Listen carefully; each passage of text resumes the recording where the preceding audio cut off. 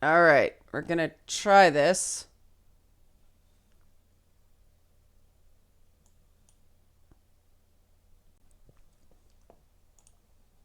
We're waiting. Okay, we're live. It's Friday, Feedback Friday, the feedbackiest day of the week. Ha! Okay, we are going. Let me check. Yes, this is the correct link. There we go. We're going. 6 of you are already here. Wow, that's crazy. Thank you for joining. I'm going to whip through the hey Lycaos, hey Oron. I'm gonna whip through the sort of feedback from the week because I'm sure there's going to be questions. There's how many hours left to boss fight? 47 hours left to boss fight, though I think it's too far into the summer. Everybody seems to be gone. Everybody seems distracted. That might be because the news is going crazy. Thank you for getting up early, Lycaos. Thank you for that. So, yes, boss fight. 40, like 2 days. 2 days left from today.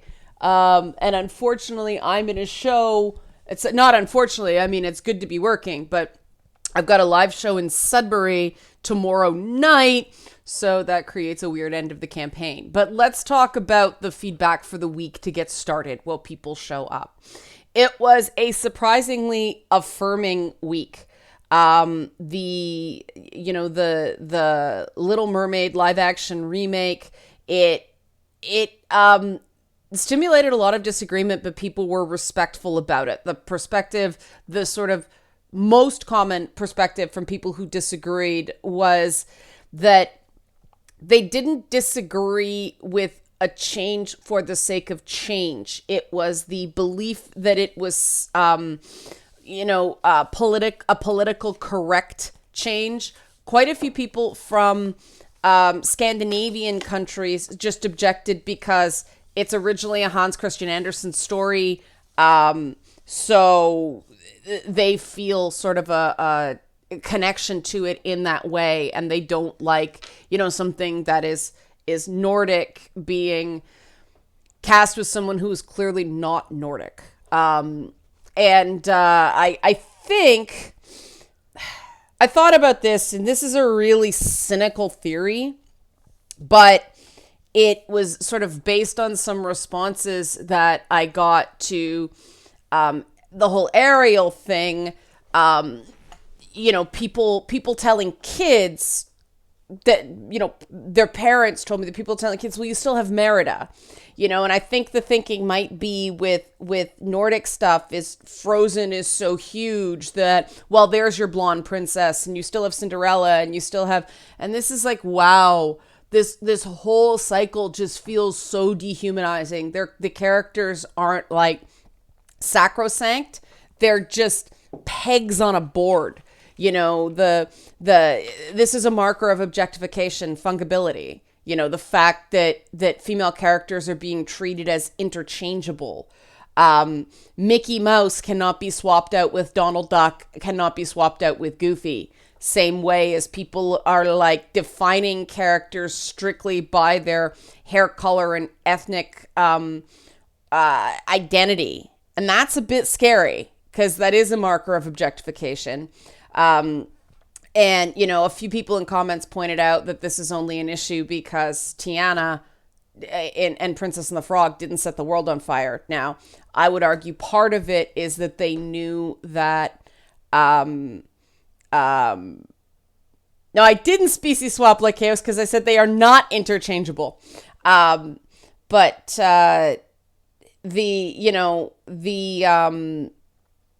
think it was also they knew they were going to announce that Mushu was not going to be in Mulan, and so that, that became a thing. And so that, I thought those were valid enough comments to say. I still think that it's live action. It's not a cartoon. And so the best singer should get the part. And it's very possible that she's the best singer. But, respectful, non-bigoted people can disagree. It is not the same in my mind. I'll get to Mushu in a bit. Because I like Mushu too. It is not the same as someone saying this is our cultural story as this weird, it's one thing for someone in like Denmark or Norway to say this is our culture because there's actually, an indigenous white culture in those places. It's a completely different thing for people to treat America as inherently white since white people came to America via immigration. Wanting to maintain your cultural touchstones, people pointed out that apparently the name of the Little Mermaid is a play on the fact that she's blonde, so making her a redhead in the first place was a change, which, we talked about this before, that whenever something gets Disneyfied, it is no longer the original. So I guess that's why I have sort of have this issue. But getting on to Oran, I'm of the mind the best singer should get the part no matter what. If the character's predominant characteristic is her voice, the best singer should get the part.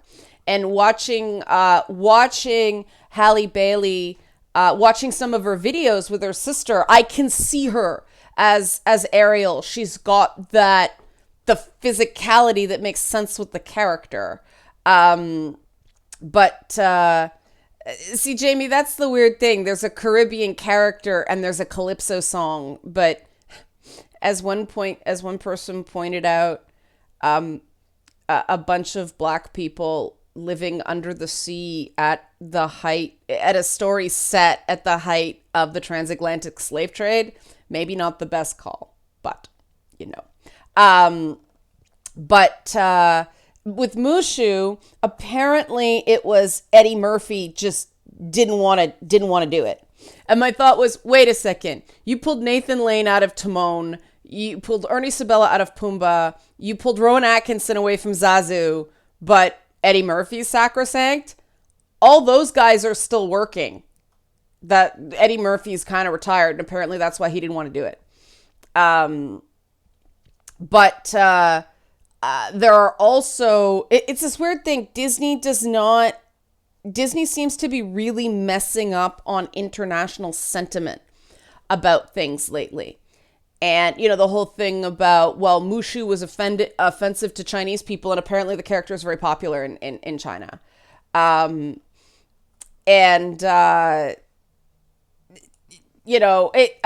Chaos, it's Seth Rogen and, oh God, I forget the actor's name. This play, apparently they're great. I haven't seen it yet. I plan to see it eventually. But John Oliver is Zazu. Beyonce is Nala, I guess older Nala, which makes sense because Nala's the big belter, and apparently Beyonce's new song is fantastic. I haven't heard it yet, but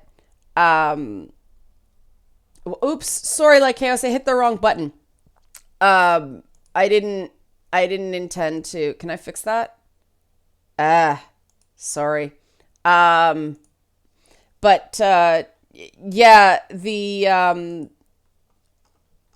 Yeah, and people are saying they're calling it live action even though it's CGI. Yeah, there's no live action in The Lion King. There isn't. It's CGI. I don't know if they shot real. Chaos, I suspect it's going to be more of a Lion King live action musical than the original movie. And Nala's role is significantly punched up in the musical, especially in the second act. She has a solo and all that stuff. So, because in live action, they have to add time. And so they, with Beauty and the Beast, they added the songs from the musical and things like that. Why don't I make a anime movie, Mario? Because I don't know enough about anime. Disney's really missing sort of cultural stuff of late. And I think possibly that sort of speaks to the management shakeup. I have no idea who voiced him in the Mandarin version, Michael. It's kind of funny that YouTube's playing a Lion King ad. Um, the there's gotta be prepared. Oh, that's the other one. Like, that was the one when I heard they were remaking the Lion King. I was like, if Uncle Scar isn't Jeremy Irons, I don't know if I can deal. And Oron said before that I'm more, audio attuned than some other people. That's very possible. I am something of an audiophile. But yeah, it's almost becoming like theater where different people play the roles, and that's, I don't know. People are saying it shows Disney's out of ideas. I think it's more that Disney is trying to keep its core theme park properties relevant now that they've acquired things like Star Wars and things like Marvel. They're trying to keep things, they're trying to keep these things in the popular consciousness after Frozen. But I mean, Toy Story 4 did very well, but I think they just can't recapture what Frozen did. And so now they're kind of panicking in terms of that. You know what? Apparently Beyonce's voice acting is quite good, like Chaos in the reviews I've read. I'll do a review for the patrons once Meredith,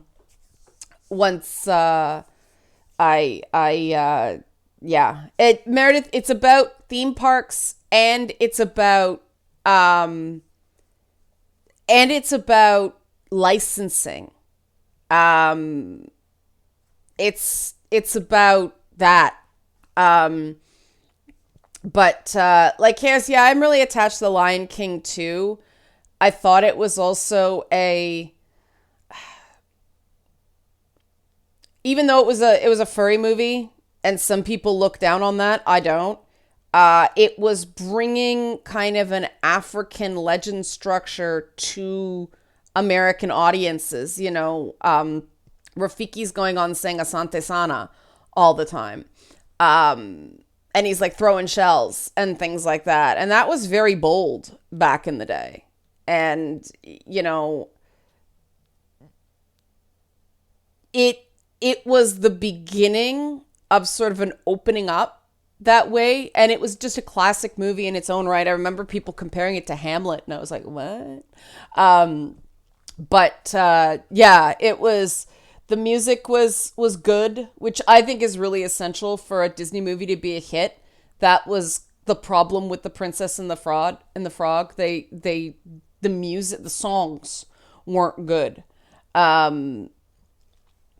So Meredith, that's why they keep redesigning characters like Mickey Mouse, because the newest design is still copyright. So yeah, I mean, there you go. But I giggle at Hamlet now because I've been watching Good Omens on Amazon Prime, and they do a Hamlet scene that is very cute. Yes, yeah, I like the movie as a whole. The music wasn't just so good in Princess and the Frog, and for something set in Louisiana, that's inexcusable. It's apparently a pastiche of stuff, but one of them is I'll have to look up West African folklore. I'll have to look it up. I should have refreshed my memory. But so far, I really recommend Good Omens. It's a lot of fun. We need more Terry Pratchett on television. His whimsy and his literate dialogue is what I like about it. Is there's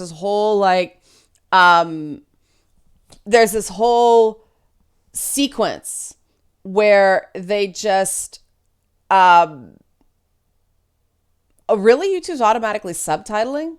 That's interesting. Uh, but what am I saying? Good Omens, yeah. There's this the theology, they expect you to know it. The history, they expect you to know it. And I'm like giggling because I'm a big Blackadder fan, but I find it interesting that, you know, the it's so different because it's a BBC One co-production. They don't have to explain everything. They would in like an American centric thing, which is refreshing to me. I enjoy British telly. I mean, hey, one of the inspirations for Beelzebub is Mrs. Bucket from Keeping Up Appearances. So you know, it's one of those things that's a nostalgia thing for me because my stepfather introduced me to a lot of that stuff, and so it's like a good memory. Um, um, oh, that's cool, Meredith, that you've got them signed. I want to move on to the really briefly. Thank you for the support on setting a new rule for live streams. I know, like based on the comments, people who were there, some people said they left because people wouldn't stop on certain lines of debate, and so that made me realize I made the right call, saying um, saying that, you know, no, this is because I really want to be clear. I I try to balance on this channel free speech and user experience. And so, because they both, from a business perspective, they both matter. And that's why I always make the rules very clear before I start enforcing. Oh yeah, her neighbor on Keeping Up Appearances. Because if people don't know, if there's no clear rule, then I can't kick people for something. You know, I try to give people plenty of warnings. But you know, the funny thing, Oron, is that there are a lot of it's amusing. There are some vague similarities to Beelzebub's origin story with Crowley. And it's funny because so far Crowley is my favorite David Tennant character ever. I don't tend to like David Tennant. And I'm really enjoying him in that show. But, you know, enough on the rules. You know, it was the right call. I stand by it. Let's move on to the whole Tifa and waifu thing, because the comment section on that, every so often I take a risk with a video, and defending anything connected to anime culture is a risk. You risk getting pigeonholed, but I'm glad I did that video because the number of people who expressed how much feeling understood meant to them. And I think that that's, sorry, Jamie's comment distracted me. I don't want to change subjects. I'm not ignoring you, Jamie. I just want to finish his thought.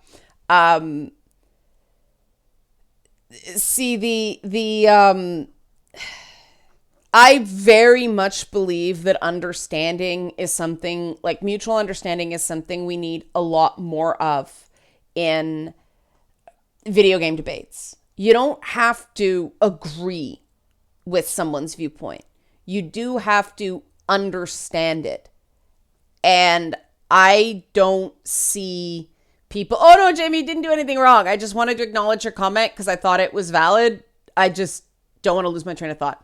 I don't think people are in video game debates are stopping and understanding different viewpoints before they start judging the people who make the viewpoints. And that is just a race to the bottom.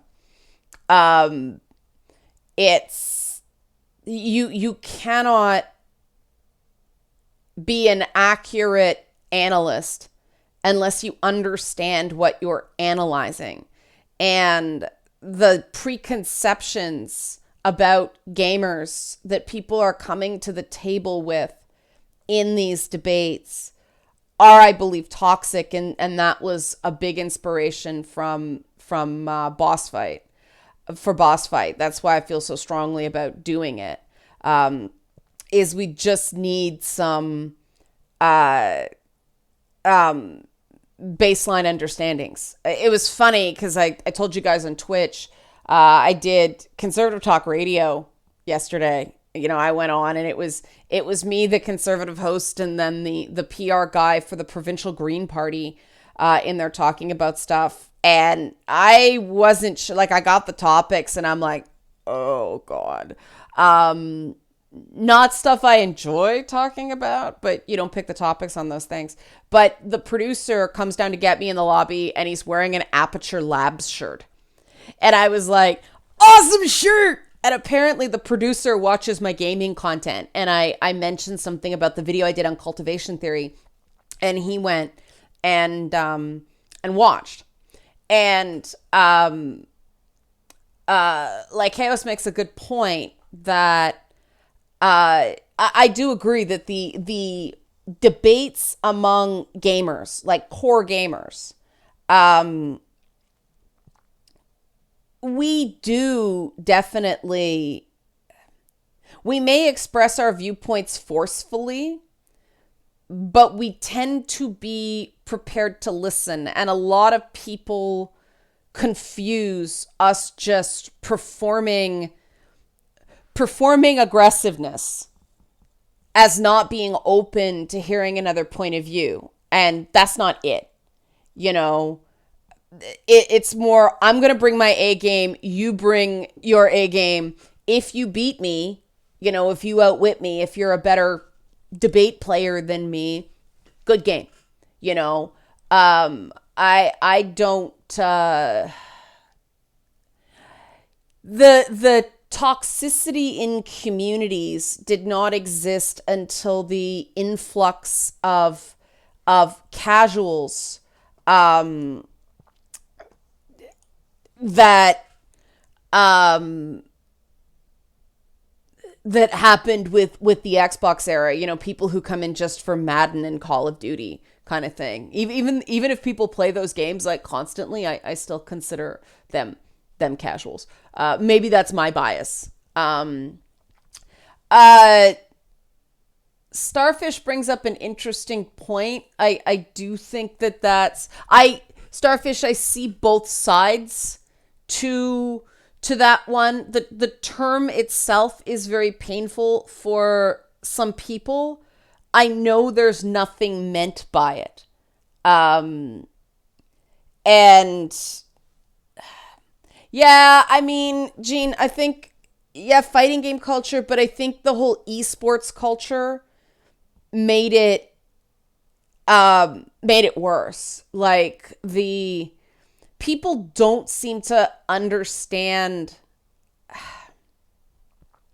when people are competitive players and they're trash talking and trying to get in opponents' heads. They're making money.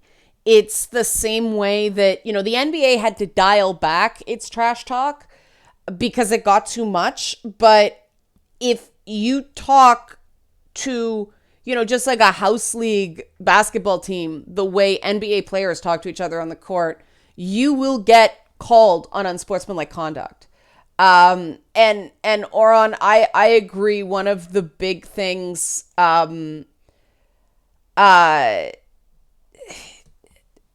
matchmaking's all like computer generated matchmaking did cause a lot of problems.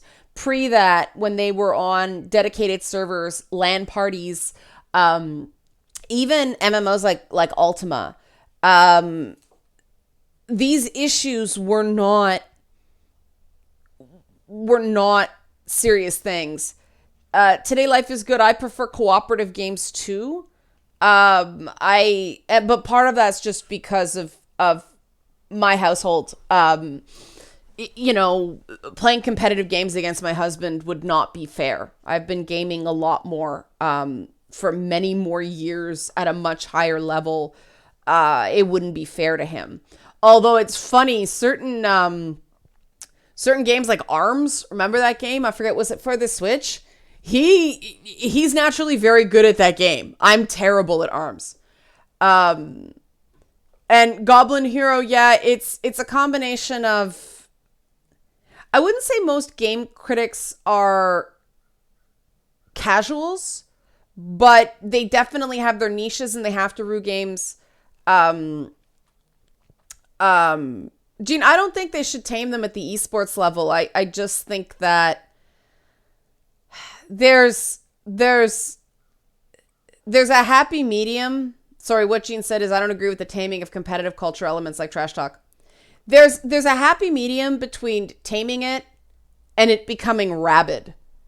And a lot of the so-called trash talk that happened online, it's not, I didn't even find that it became trash talk after a while. It was just people saying dirty words to you wouldn't even start the match. And in the lobby, people would be dropping like stupidity. And that gets very frustrating. My big complaint, it's not really a complaint. The thing I don't like about multiplayer in high concept games is it really breaks the immersion for me. That's a problem I had with MMOs. World of Warcraft was the worst. When I'm clomping along as my Tauren shaman, I got big cow feet. I was very, very excited. And I go into like a tavern on like the border of like orc territory, and they were talking about like Obama McCain, and that was my moment. I'm like, I'm here to be a cow dude with big honking feet that's a support class character. I'm not here to have real life politics invade my cow guy with big honking feet time. Like, part of the reason I picked the Tauren class in the first place is everything like elf done it, orc did it, human did it, all those things. Cow person, new experience. That's what I tend to do with RPGs because I play so many RPGs. And I want to get pulled into the world because it's role playing. And Chris, you're right that trash talk isn't the frontier we're having problems with now. It's debate in general. Like, I talked about that. I'm starting to think that we've now had 2 generations raised in this idea that disagreement is bad. And I don't know when that happened. I just know that it has. I have seen it in younger people. They are very hesitant to disagree. And like Chaos correct, Khajiita's innocent of this crime.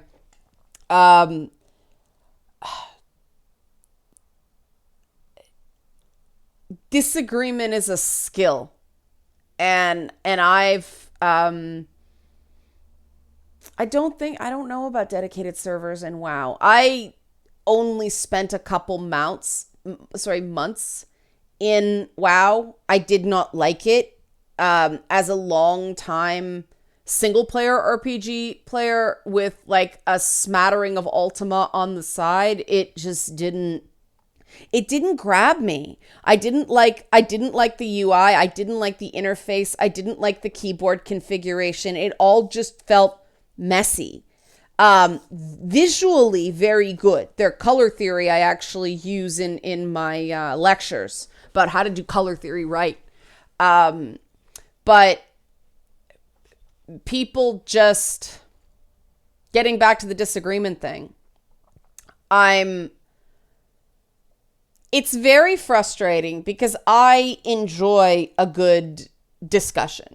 I like to hear other points of view. If you've been on my Twitch channel at all, you will see me like asking questions of people on pretty obscure stuff, pretty esoteric stuff. But I like to ask people about their experiences. I like to know other perspectives. But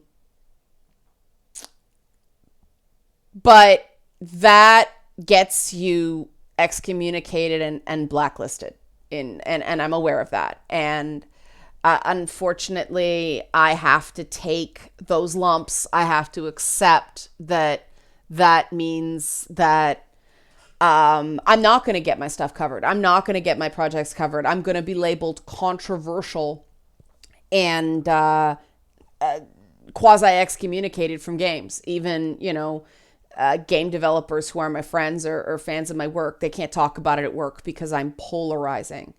And that's very frustrating to me because I think of, name a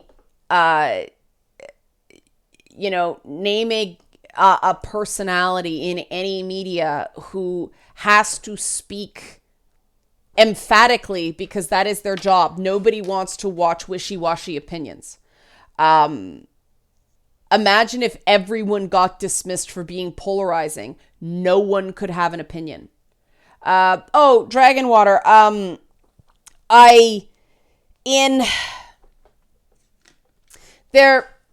Color theory is actually a very complicated thing. There's primary color theory and additive color theory, which is like paint. You combine red and blue to make purple. But then there's light color theory, which is, it was that example I used of, certain people violating their brand. They have a red light, they put a blue gel on it, and all you get is like mostly black. You just pull all the light out of it. But there's also psychology of color. And one of the things I advocate for in my my lectures on gender as system in gaming is that most people who talk about making games inclusive talk about using neutral color palettes. Neutral color palettes don't look good in video games. There's not enough differentiation to make the main action, the foreground, your spells, your weapons, everything like that, laser beams stand out. Hey, Arrogant Media. Stand out against your background if you use a neutral color palette. I advocate using an inclusive color palette, and I use World of Warcraft as an example of a game series that World of Warcraft had a higher than average percentage of male participation than any other fantasy MMO. And yet there's pink all through that game because pink looks really pretty on cheap monitors because, standard standard monitors are like, it's like your printer. It's like cyan, magenta, yellow. I encourage people, don't think men won't play a game because there's pink all through it. And then I get into gender signifiers versus gender systems and show them a Grand Theft Auto 5 ad. And I don't know if you guys remember the Grand Theft Auto 5 ad, but the sky is like pink and yellow because it's that LA aesthetic. And it's like a female cop arresting this kind of like, I don't know what she is, but she's a sexy lady. And I point out that it's women and it's pink, but this is clearly not for women. And I show that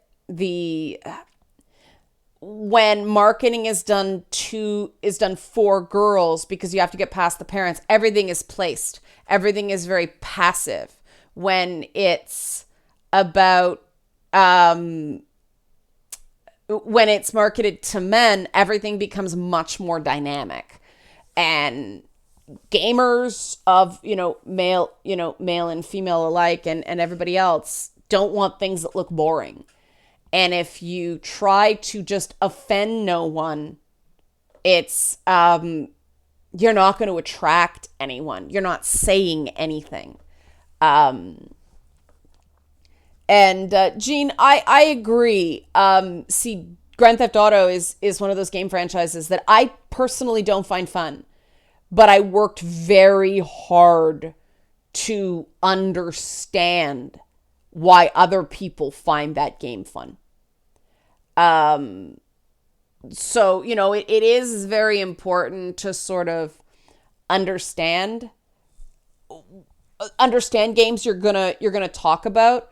I just happen to prefer Saints Row and Watch Dogs to Grand Theft Auto when it comes to crime games. But, we're not going to get a new Saints Row game for a while, so I'm just hoping Watch Dogs Legion is good.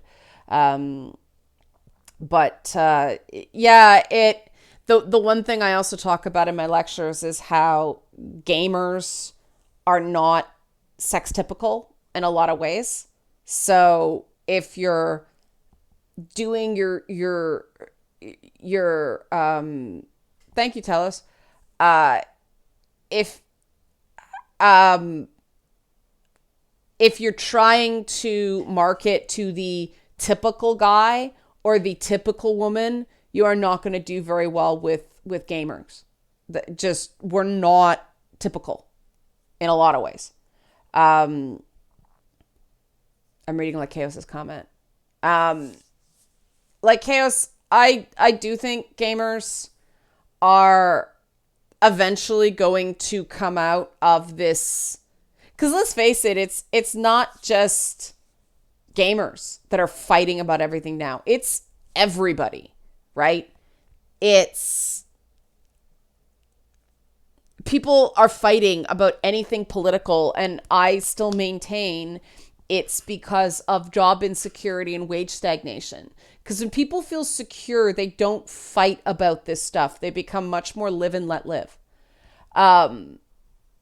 Identity becomes important when people have nothing else. And that... Yeah, Gene, I can follow you there. I like San Andreas. I found GTA 4 was just way too, and 5, they're mopey. And I don't want to play games, even though some of the post-prostitute dialogue in 4 was very funny. I don't want to play mopey games. I just don't. It's not my idea of fun. So I think and I don't mind heavy themes as long as it's not mopey. I find things really compelling when they're heavy, but yeah, pink shirts are in for men right now. And like Chaos, I agree. Whatever urge you try to suppress in people, it just becomes stronger. Squier,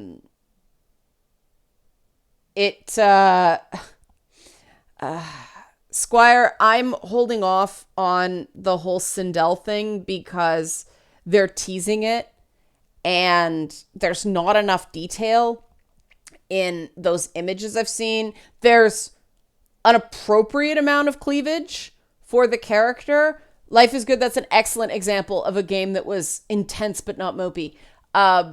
But with the Sindel thing, it's a tease. I'm not going to fall for the tease. I'm going to wait until more is known, till I can see the character. But I think no matter what they do based on how they've set this up, some faction is going to be pissed off. And I just know I'm pretty forgiving in terms of developers can do what developers want to do. I usually wait and see. The fact that Mortal Kombat managed to alienate me, who has been a fan since the first fucking game. That's a marketing mistake. No game franchise can afford to drive away super fans like me. It's you know, yeah, Starfish, pink for guys, blue for girls was the norm since baby clothes started being dyed up until the 1940s, and it was actually the parents. They did polls of the parents and switched it. Before the 1940s, they thought pink was too aggressive a color for girls because it was like somebody's face gets pink when they get exerted, and that was far too aggressive and active for dainty little girls.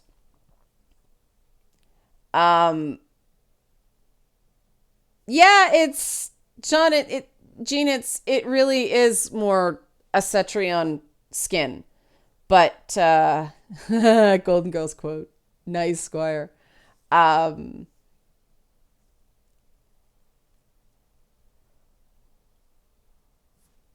Yeah, Chris. It just and that's why I sort of understood who people who had issues with, the whole Tifa thing because of the Department of Ethics.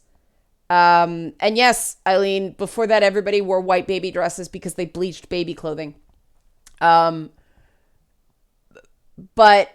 I can understand why people don't like, the Department of Ethics involved in the Tifa development. They don't like the belief that Disney is making casting choices based on, identity politics, because the thing that pushed me away from Mortal Kombat was not the creative changes per se. It was the explanations of the creative changes saying that these costumes are more respectful, implying strongly that the original costumes were disrespectful. And I cannot give any more money to a developer who was knowingly disrespecting women for 20 friggin' years. Like, just no, you don't get my money when you do that.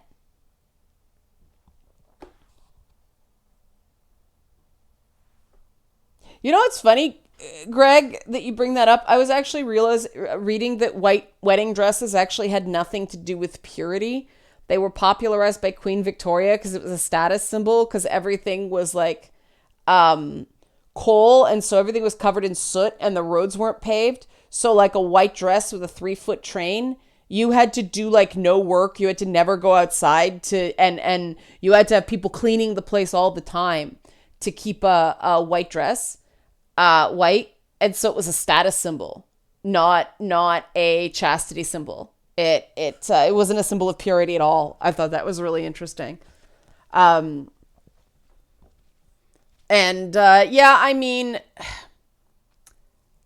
Things always swing. Pendulums always swing, right? I've seen 2 of them in my lifetime.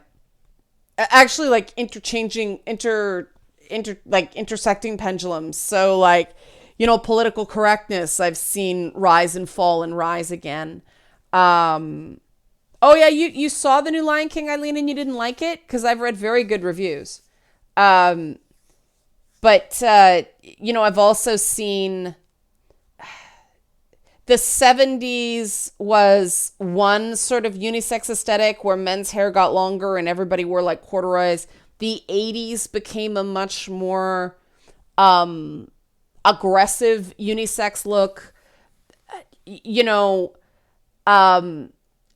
Like Chaos, the way it's going to swing, if history is any guide, is things will stop being so polarizing and we'll go back to sort of a more sex positive environment.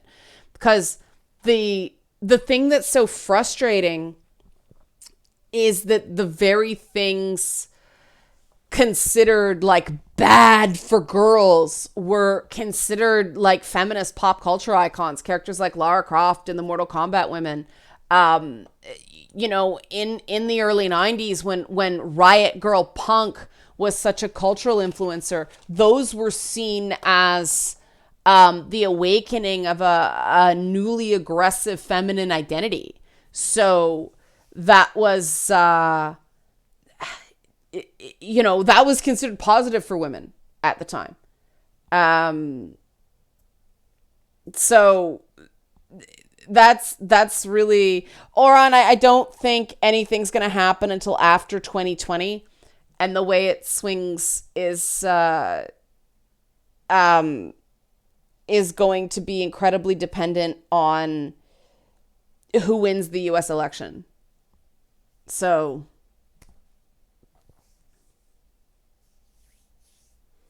yeah.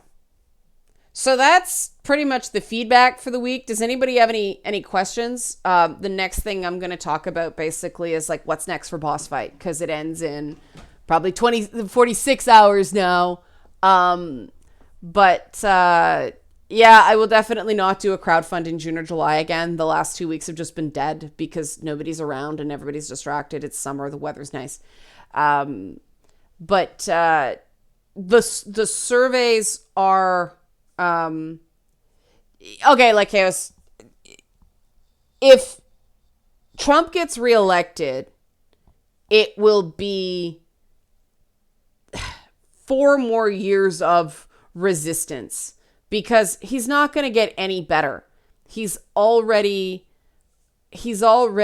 realizing that the rules were more like guidelines and there was no hard and fast punishments for messing with the US system. So, if Trump gets reelected, we will have 4 more years of resistance, and we will have 4 more years of ridiculousness, like the squad.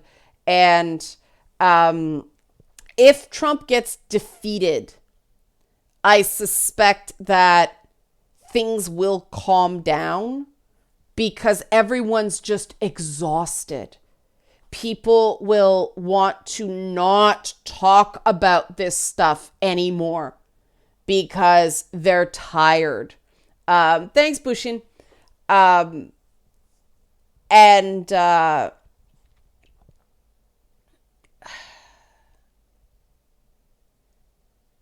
I'm reading Bushin's comment. As a guy, Lara Croft was the first girl character I rooted for, an adventurer at heart, enjoyed her wealth and didn't hate men. But have feminists taken her attitude tough as how girls should be? Bushin, quite the opposite. The victimized identity has become such the norm that's why they had to turn Lara Croft into, like, they had to turn the Tomb Raider games into torture porn, because the idea that a woman could be ruthless and just, want stuff. No. The rigid enforcement of gender roles that happen in feminist circles drives me crazy. There's a reason I'm a pariah, because I'm sorry. Bushin,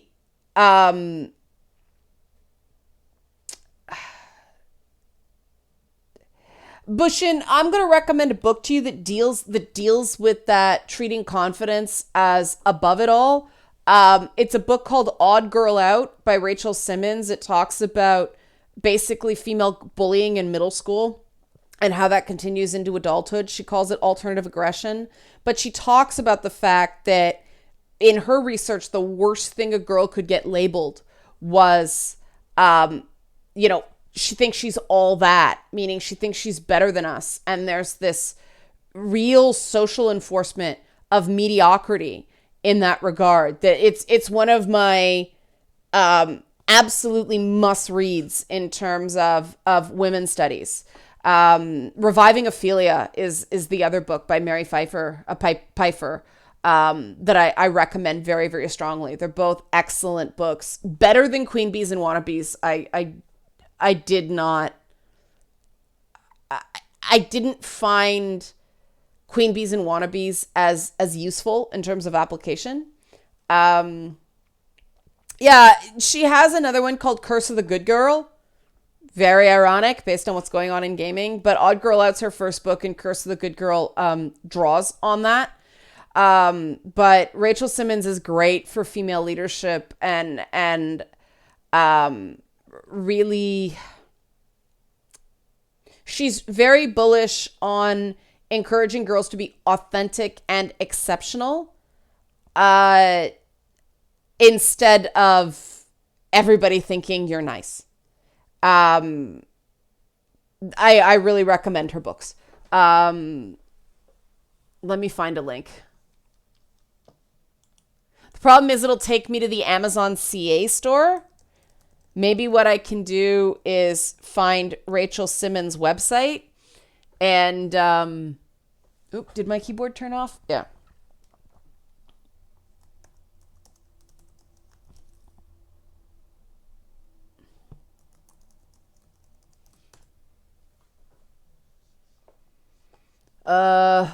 Here's the Goodreads link. That's not country specific. I'll link to that.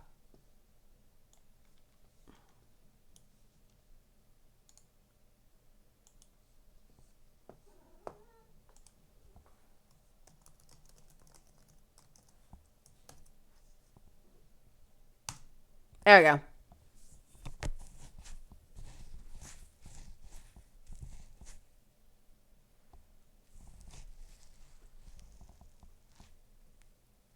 Yeah. I just posted the Goodreads link. So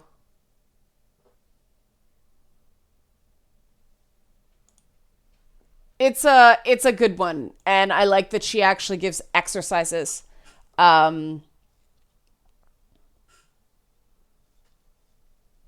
See, Jean, I don't even think it's about a woman being nice. I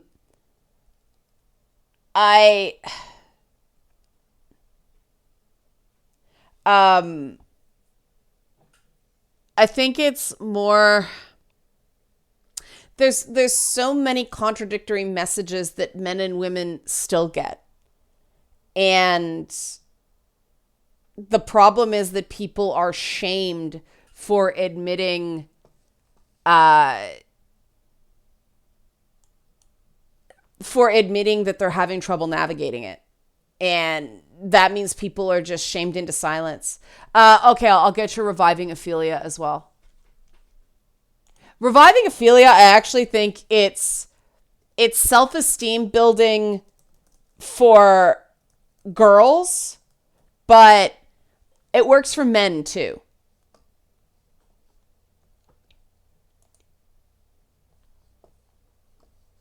Ugh, no, don't want to sign in.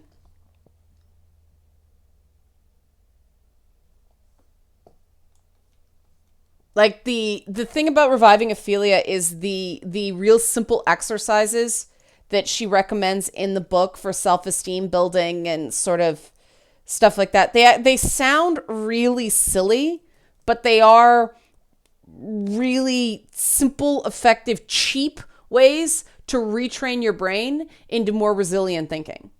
So I highly recommend it. And these books are older, but they're still goodies.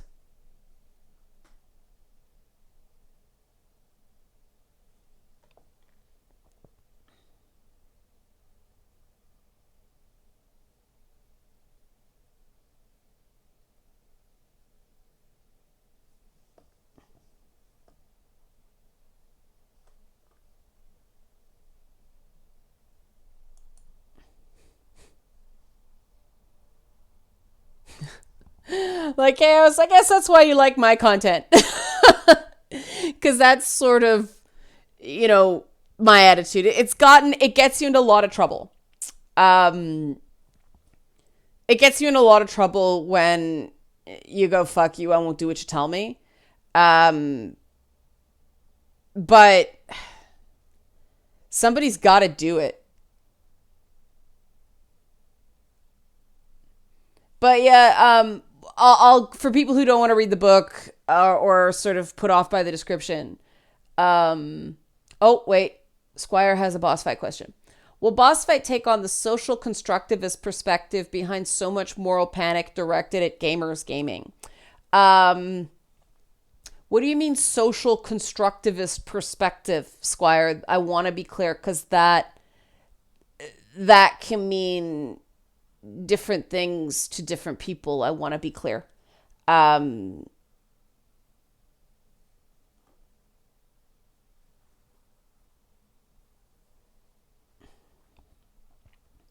Yeah, I think there's a lot of crossover. I mean, one of the things that Reviving Ophelia talks about is you keep a diary every day. Every day you write down 3 things that you're proud you did. And they are small things. It's things like, got out of bed even though you're feeling crappy. Made sure you had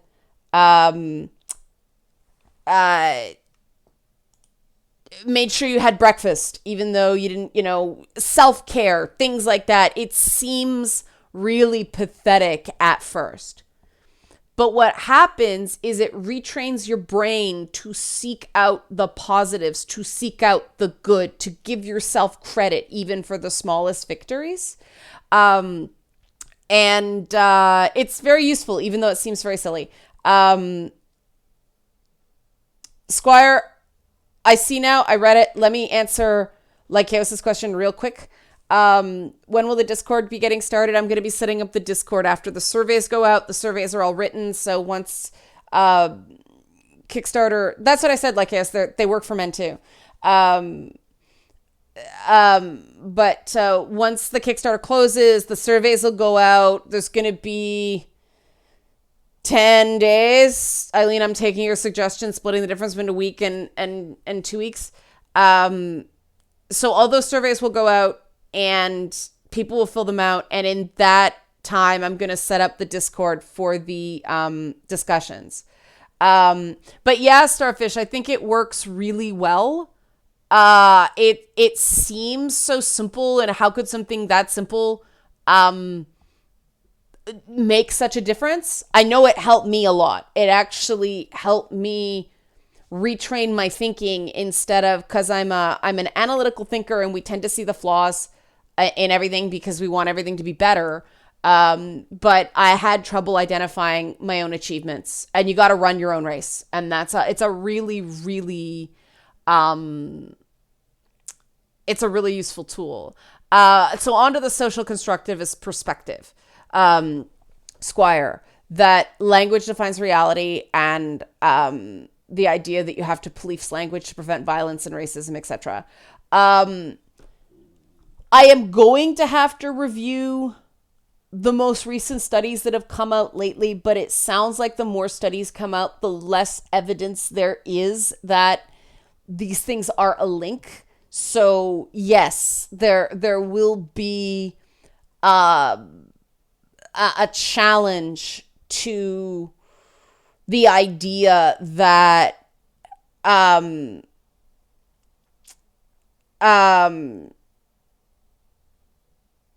if you don't have a word for it, you can't think of the concept.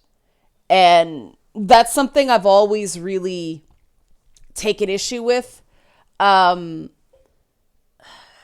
other thing is that words are violence. No, I absolutely do not agree with that. If somebody's got angry feelings, if someone is feeling rage, I'd rather they yelled at a wall or, got in a violent video game and got their aggressions out that way. It is not violence. One of the other really... Rachel Simmons deals with girls bottling up their anger, and more I'm seeing men bottle up their anger too, because anger is considered socially unacceptable now. But one of the things that she... oh man, questions coming fast and furious. One of the things that she deals with is anger is legitimate, and there are ways of expressing your anger and owning your anger and not letting it control you. Abbreviating that, hopefully that answered your question, Squier. Like Chaos says, where did these words or violence stuff come from? That came from Dworkin, because the harm paradigm has basically imploded because what Dworkin did was she couldn't prove that pornography caused violence. So she had to tweak it so that pornography itself was violence. That's not the only root of it, but that's definitely where it became popularized. And it's total Dworkshide. Bushin, do I think stand-up comedy will return to its glory days soon? I will hug Momo. It's funny because the live show I do with Ed the Sock, it's pretty dirty. Like, it's a lot of fart jokes and anal sex references, and the ending is like how to up your game with dick pics. James,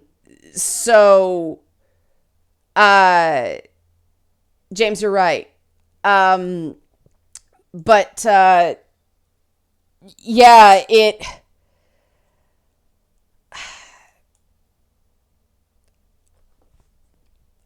I think comedy will slowly start to come back as more comics go, okay.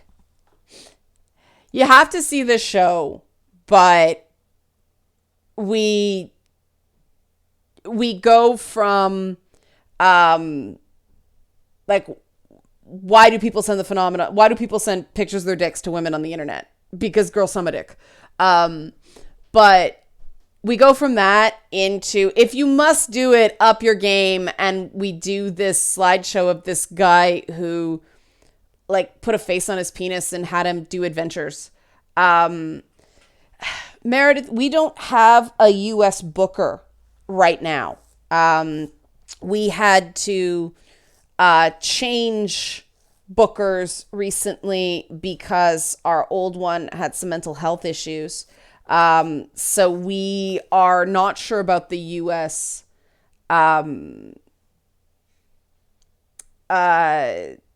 yet. And Chris, well, keep in mind, Dworkin was an activist, not just a philosopher. And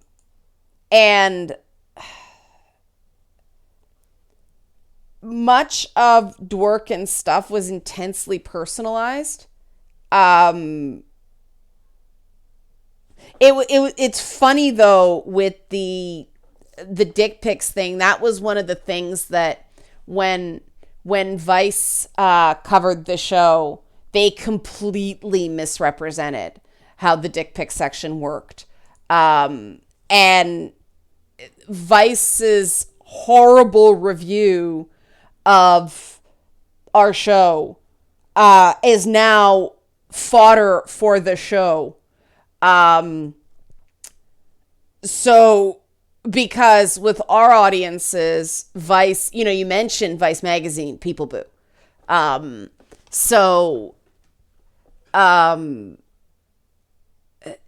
It worked out. It's one of those things where sometimes bad press can actually be turned in your favor.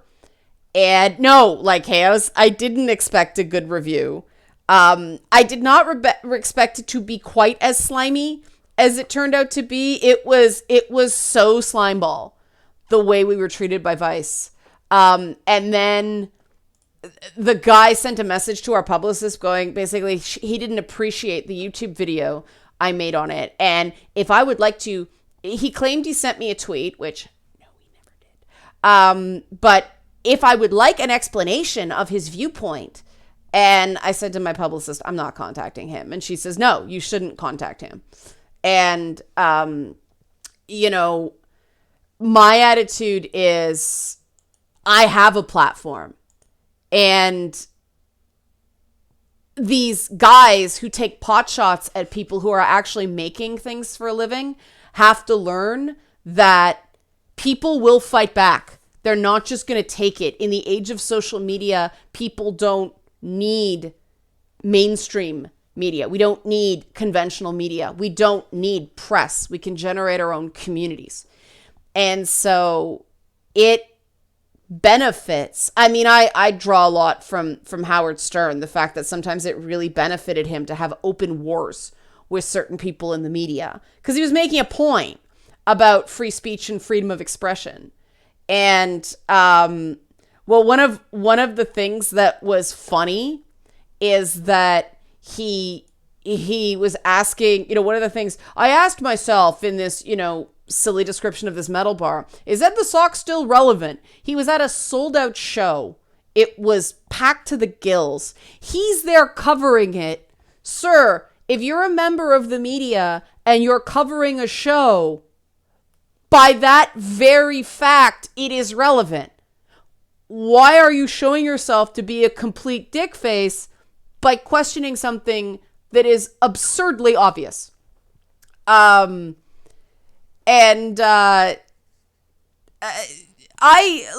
respect Howard Stern a lot. I like how he's grown and evolved, and I like how he's become a sought after interviewer.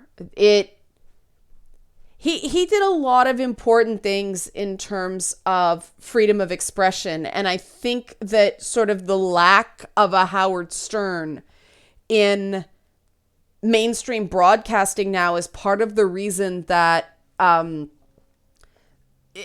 things have gotten so censorious. Because Stern, I mean, he racked up fines like crazy, and then he just refused to pay them. And he admits now it was under constant stress. It wasn't necessarily fair to his staff. He speaks very reflectively. Oh, Chris, I'm sorry to hear that it gets you in trouble. He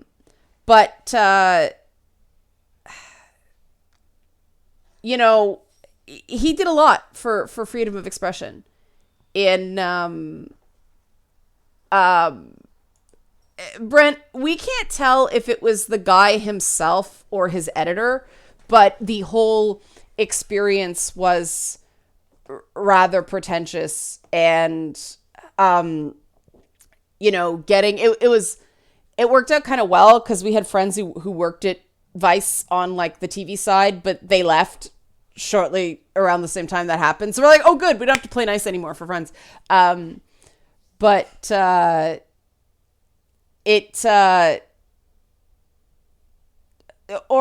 the thing I find so interesting about Stern is like proof that if you just let someone work it out, if you just let someone work through whatever they're doing, they will evolve and they will grow and they will grow up. And I think the way Stern has evolved, turning into this like huge animal lover who does all this charity work, and he clearly adores Beth, his wife. The fact that he's become such a mensch is testament to what being able to speak your mind does. It allows a person to grow. And the thing about comedy is sometimes you're going to do things that end up being in poor taste. Just like how when you express opinions for a living, sometimes you're going to get it wrong. This is why I dislike the whole hot take, bad take thing. It offends my intelligence for someone to just go, bad take, dude, and not offer a shred of evidence to support the idea that the take was bad. It's lazy. It's so lazy. And so, it's funny because a lot of this hipster culture, a lot of this sort of, op-ed online culture, this churning out,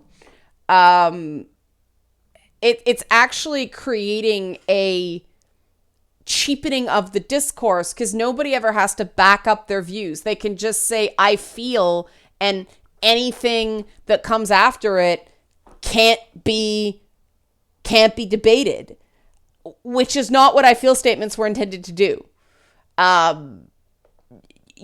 If you make accusations, if you make statement of fact, prepare to have those accusations and facts challenged. That doesn't happen now. It's now, well, I think you're, I think you're racist, or I think you're sexist. Well, why? Tell me why. I just feel that way. Well, if you can't point out to me the specific things I said that you believe are racist and sexist, how can I grow as a person? Well, you're being tone deaf. How am I supposed to improve at all if you can't even tell me what I specifically did? That's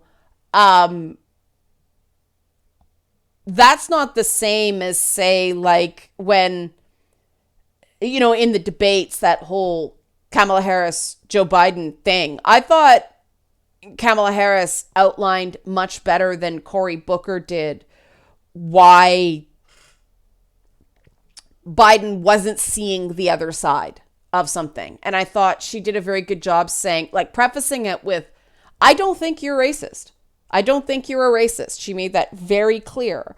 And then she talked about her own experiences and showed where Biden's blind spots were. I thought that was very mature. I thought it was very powerful.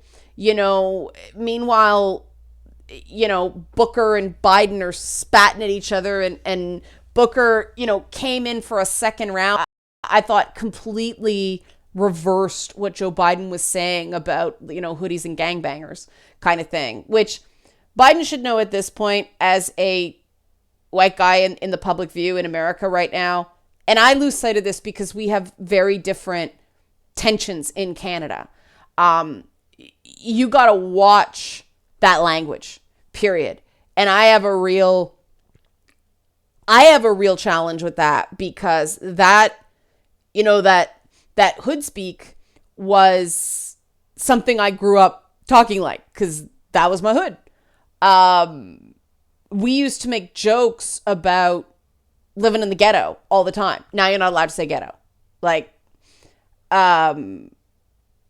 And sorry, I'm reading the chat now.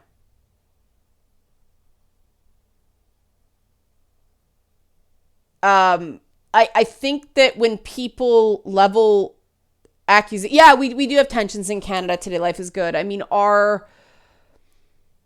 we did a bad thing years ago and we're still paying for it thing is not with black people. I mean, we did have racism in Canada. I mean, the woman who's on our money now was racially profiled in a movie theater. Oh, geez, what's her name? I feel terrible. Viola, let me look it up.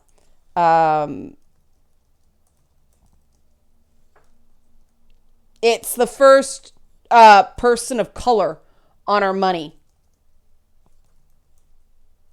And I always forget her name because I keep wanting to say Viola Davis, and that's not her.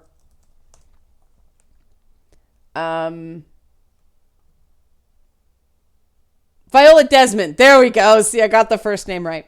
But there was a tax. They claimed, Viola Desmond is the woman's name. And she was put through a huge amount of legal persecution over a 1 cent upgrade fee in a movie theater. And it was very clearly because she was black. And the thing we're on, we do have our own form of racism. It's just, there is racism against black people. It's just not the systemic. Oh, I'm glad you like the podcast, Otaku Cat.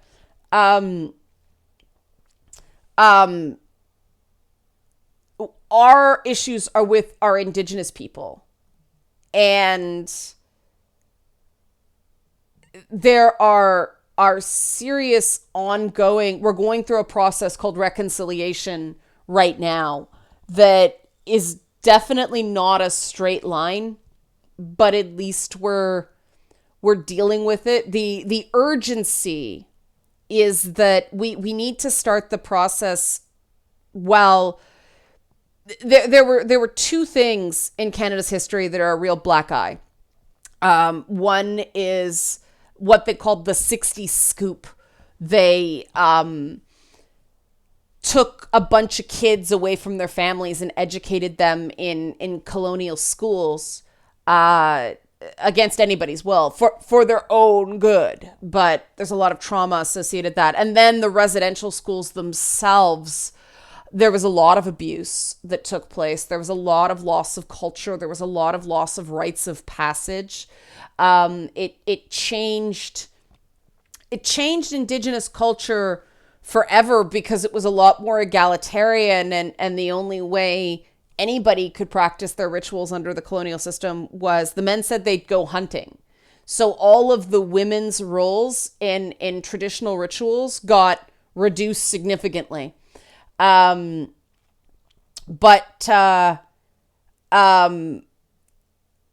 the wounds that Indigenous people are expressing now in Canada are very similar to a lot of the stuff that happens with Black people in America. The difference is we're trying to address the problem now, even though it's loud, even though it's messy, even though it's painful, because we want to do it while the victims of the 60 scoop are still alive, at least some of them. Because the minute they start passing away and their trauma only lives on in the stories they told their descendants, it's much harder to fix the problem. And that's a huge issue with a lot of the stuff that's going on in America right now. It's taken so long to address the problem that it's going to be much harder to solve it. And that I don't know how you solve that problem, because the best way to do it is prevent it. But I mean, the Black experience in America was compounded. Slavery is not even the point anymore. It's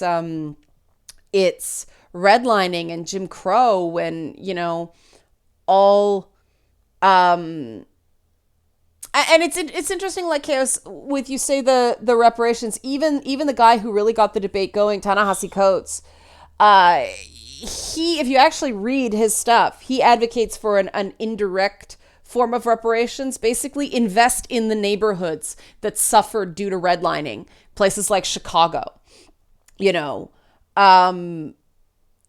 and because that's what's interesting, is that he wasn't arguing for direct reparations, and everybody so oversimplified what Ta-Nehisi Coates was saying that it's become really unhelpful. Because I actually did think that his writing on that whole issue, and Jean, we're absolutely in agreement of you can't undo the past.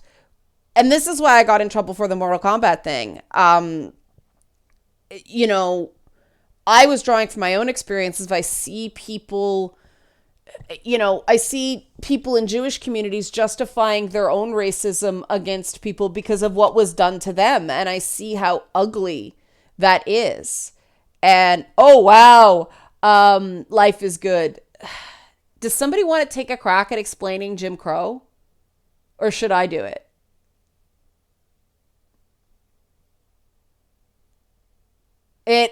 Wow, Jim Crow's a messy, ugly part of U.S. history. Hey,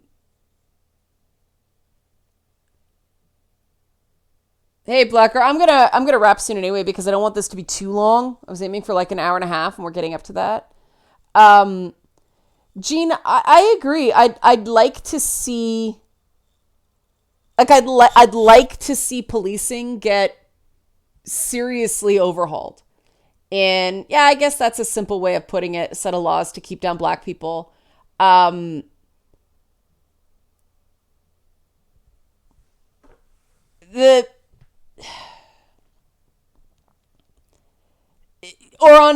see, you guys see the issue with this, and that's why Goblin, was there reparations? I mean, I know my husband's great aunt had to go through the process of filling out the forms for reparations from the Holocaust, and it was horrendously re-traumatizing because the way they did it is they compensated her for unpaid labor that she did in the camps, and so she had to detail all the things she did, which means completely reliving it, which is kind of horrible. But yeah, Jim Crow was a way of having, it was the whole separate but equal idea, which just doesn't work, right? Oh, you're coding Blacker? Cool. And Squier, that's the thing. Or see, this is the thing. If it's dealt with while people are still alive, it's much easier. It's cleaner. The thing is, I truly believe, Gene, and I think we agree on this, that the emphasis on slavery is a great way for people to dodge responsibility for what's happening right now. And I missed who said it, but they said, you know, they have relations in law enforcement. I do too. Not all cops are created equal. Not all police departments are created equal. That's absolutely true. And right now, the good cops are getting lumped in with the bad cops. And if you want to see somebody absolutely enraged about bad policing, it's good cops. They feel so powerless. They don't know what to do. They don't like it. They see it happening. They think it makes their job harder, which is why this black versus blue fight right now is, thanks almighty, is so toxic that there's a lot of agreement. And if people could focus on the points of agreement and clean up these departments, like, yes, in my experience, what I've seen, it's not that good cops defend the bad cops. It's that the good cops try to make people aware of a lot of the complications of policing. The bad cops aren't getting punished like chaos because the system top to bottom sucks. And it's a really difficult issue. It's going to take time. And you know, things like the ongoing things with redlining, the different treatment of black people versus white people when they go into to get mortgages or business business loans. These are all, Squier, that's a good point. National standards for police selection and training. Basically standardizing. That's very interesting. I mean, sheriffs being elected to me is craziness. But Mr. Fizzy, there was a poll tax too, wasn't there, under Jim Crow? You basically had to pay to vote. But Jim Crow was really insidious, and it was a way of, we integrated. Thanks, Mario. We integrated, but not really, right? They were trying to turn back the clock. Yeah, James, that's what I was trying to say and didn't do a good job of it. James said it's more good cops defend the system and the system protects the bad ones. Yeah. And if you guys want to see a really good show and like, don't roll your eyes, trust me. It got weird this season, but The Good Fight, the streaming version of, and apparently they're running it on TV in the summer on CBS. The Good Fight does a really good job of showing the tensions with sort of, because it's a majority black law firm in the show. And they do a really good job of dealing with, what's it like to be a black Republican, the gender issues between blacks and whites, the way workplaces tend to self-segregate. Gene, yeah, because the Republicans were the ones that ended slavery. That's why. And then, the civil rights movement, it switched. But Blackish did a brilliant episode on voting. You guys are all making a lot of really good points. The problem is that politics is the art of selling highly intellectual, the Southern Democrats that all flipped over, right, with Nixon's Southern strategy. But the Dixiecrats, as they put it, I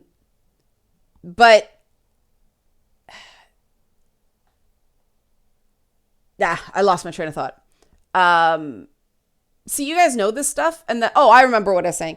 That politics is the art of taking deeply intellectual policy and explaining it in emotional terms, because most people don't know how to think critically.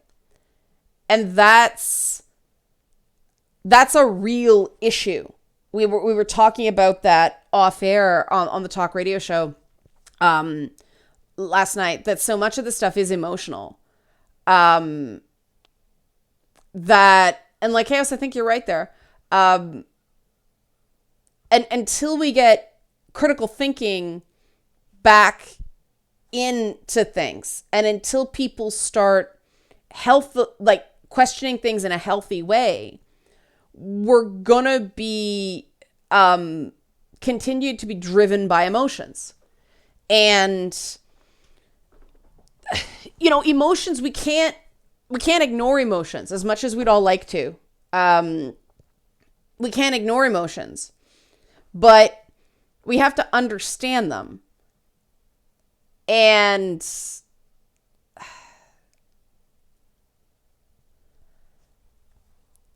that's really tough, because a lot of people never truly emotionally mature. They get stuck somewhere along the way because of a trauma or because of neglect. And so, we have this issue where we can't force things, but we have to keep things calm enough that we can actually get solutions to things. The problem is keeping things calm doesn't motivate anybody to vote. Leighton, that's all the stuff, all the truisms about conservatives are out the window now. The Republican Party is not a conservative party anymore. That was actually the cover story in The Economist this week. Me and my economist obsession. But they talked about the thing that's really under threat from this new sort of neo-nationalist wave in republicanism is conservatism is getting stomped flat. Liberalism is still surviving because they're in the wilderness right now, but conservatism's being eaten alive. And it's a complicated problem. And we're never going to solve the problem if people keep fighting to the death over differences of opinion on people confuse. And I guess this is a good place to sort of land it. So get your last questions in now, because I'm going to wrap, because I got to drive up to Sudbury. People confuse methodology and intent.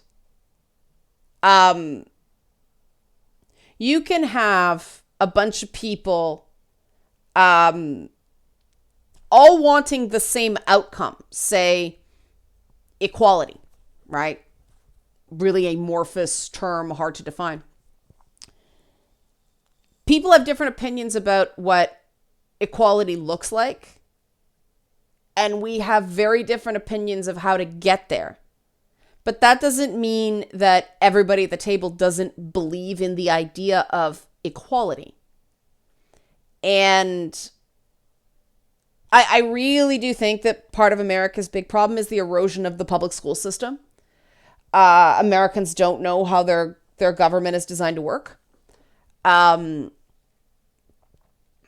Mario, because these things are exhausting, I'm an introvert, so talking for an hour and a half to 2 hours straight a day. I'm already doing 3 days a week, 2 days on Twitch and then this.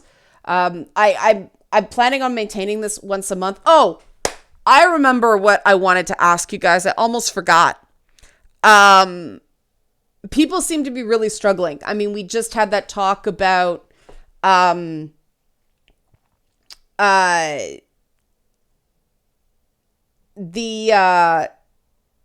we just had the talk about like self-esteem building exercises and things like that. I'm thinking about reviving Momo Mondays, even maybe just for the summer, or like maybe as a podcast or something. Like maybe put a Mental Health Monday podcast on the FU Network podcast service.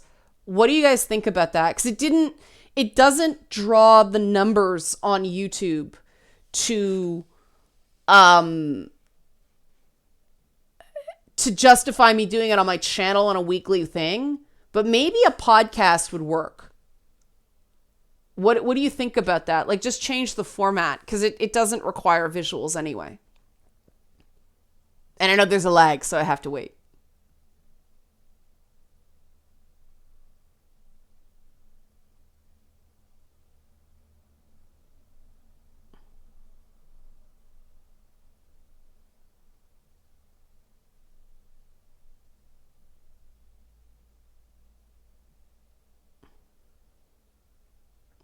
Okay. So it seems like everybody, cause that's what I do. Like, instead of just, oh, you have to do self-care and all that stuff. Like, this is what I feel is really lacking in mental health stuff. Like, how does it work? How do you do this? This was the, revoltingly difficult challenge for me when I spent a year in PTSD therapy. People are like, well, you have to do this. Well, you have to do this. How? Well, no help there. I had to dumb it out on my own. And I kind of figured it out. And there's simple things. I read a lot of books. I played a lot of video games. All that stuff. I think passing that on, even if it doesn't work for everybody, for the people it does work for, I think it's really useful. And, one of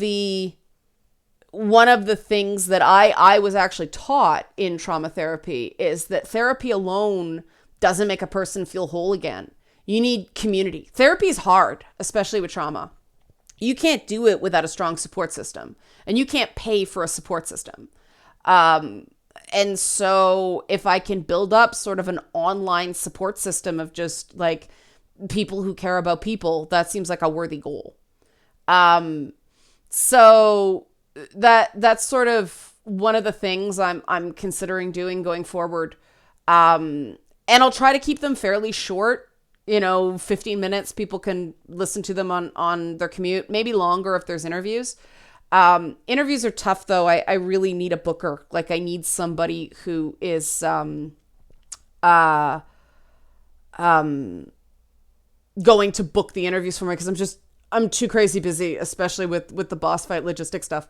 That's actually why I haven't done dialogue options in a while, because the person who did the booking, he was so great, but he got super busy with day job. He's doing really, really well.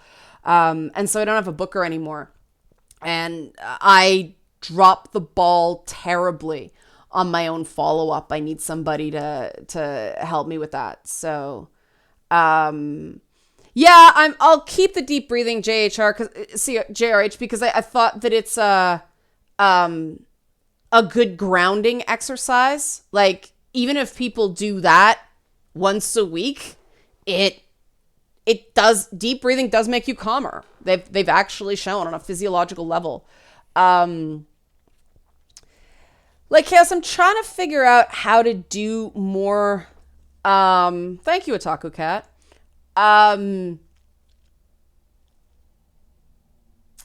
uh, I'm trying to figure out how to do that interactivity. I might, Arrogant Media showed me a really good thing where like patrons can sort of watch the things being recorded live through Discord. I might steal that. So if you see me doing that, give credit to the Arrogant Media guys. Because you gotta sort of keep the numbers down enough that and that's what Discord's gonna do. Like, that's why I want to start up a Discord thing and use, start it with the boss fight feedback and then expand it to other stuff. Because I like the format. I just systemized thinker. I want to be able to visualize it. And if I can't visualize how the actual system would work, how the actual procedure would work, then I don't do it because I can't take that much chaos. Nerd, systemized thinker, can't help it. So that is definitely a priority. So like the next, Bush X reference. Thanks, Game Shark. Eileen will talk. So it's going to be a busy period because what's going to happen is in that 10-day period, people get their surveys in. Then I'm going to need a few days to go through and see what the Julian, take a crack at it.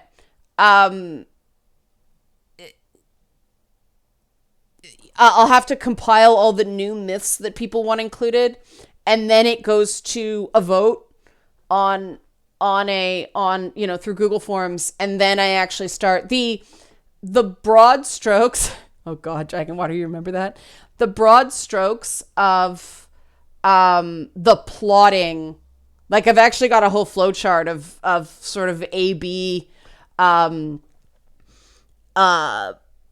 plot options for what happens if votes comes down the other way. But the actual details, like, I can't write the episodes until I know which myths we're busting. So then it's going to be like probably about a month of writing and consultation and everything like that. And then I'll actually start shooting it. The writing and research on these things always takes more time than actually shooting the episodes. So, although this time, not so much because there's going to be a lot more locations on this one. There's a lot more characters because people like them. It's basically going to be the time, like, between versus mode and, versus mode is going to be a much bigger piece. That versus mode type thing with the big broad characters is going to be a much bigger chunk of boss fight than just talking out information was, because people seem to like that. So thanks everybody. I'll be back on Monday with a sort of mental health Monday thing. I might do these once a month. Once a week is a lot because I have to schedule everything around twice weekly Twitch and then this. But I am going to try to do these because I think they are beneficial. Like, and maybe we can start doing like private Discord things about like community supports and mental health and gamers helping gamers sort of thing. And I do want to do more of like mental health using gamer metaphors and like game theory to help with mental health, because it is a game. Mental health is a game against yourself that hopefully you win. So thanks everybody. I will be back on Monday. Gonna break a leg in Sudbury, and then get to work. Oran, it's too much. It's too much. And I appreciate the people who come out regularly, but I think it actually is too much. So, and if it's once a month, that's more of an event. People can plan. So yeah. Okay, everybody. Thanks for watching.